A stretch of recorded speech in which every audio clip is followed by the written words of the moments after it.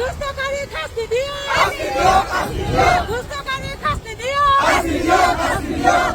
নারী নির্যাতন বন্ধ করো বন্ধ করো বন্ধ করো বন্ধ করো বন্ধ করো বন্ধ করো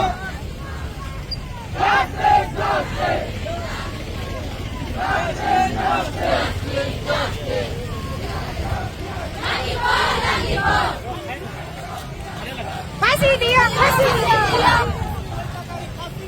ফাঁসি দিও ফাঁসি দিও ফাঁসি দিও ফাঁসি দিও ফাঁসি দিও ফাঁসি দিও ফাঁসি দিও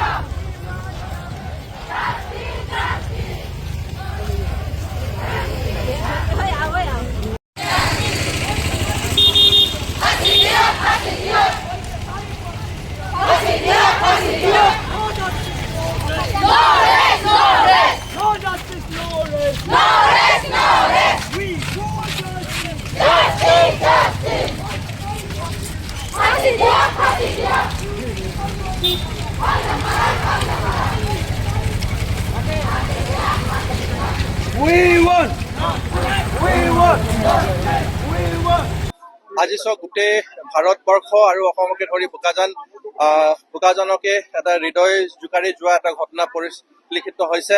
আজি অসমৰ জীয়ৰী অসমৰ ছোৱালী সন্তান আজি আয়ুষী পূৰ্তিৰ যি বলপূৰ্বকভাৱে তেওঁক দৰ্শন কৰি মৃত্যুৰ মুখলৈ ঠেলি দিলে।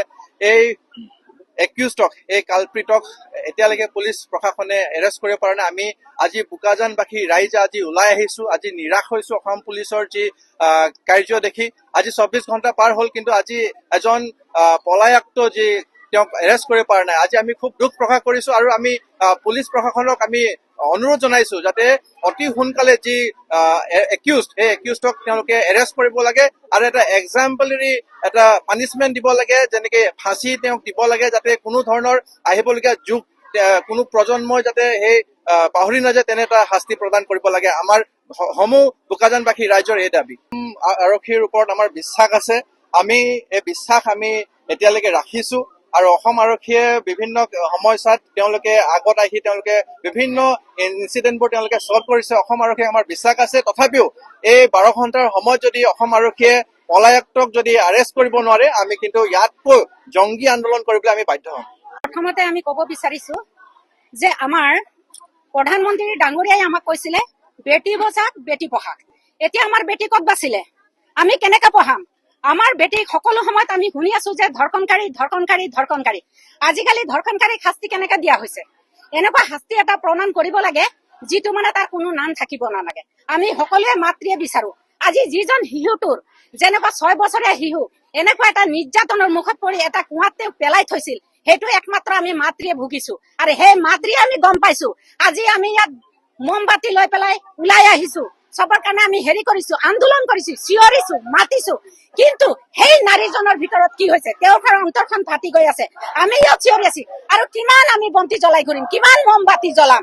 আমি ধৈৰ্য নমস্কাৰ জনাইছো আমাৰ হেমন্ত মামাক আমি প্ৰণাম কৰিছো, নমস্কাৰো জনাইছো।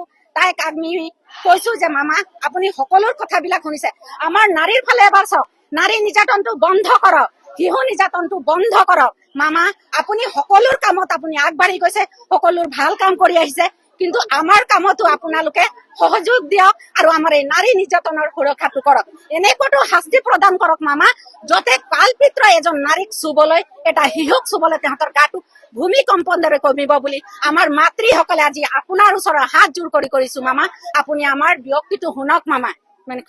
যিকোনো খবৰৰ বাবে যোগাযোগ কৰক 7099017330 লগতে 7099017110 নম্বৰত।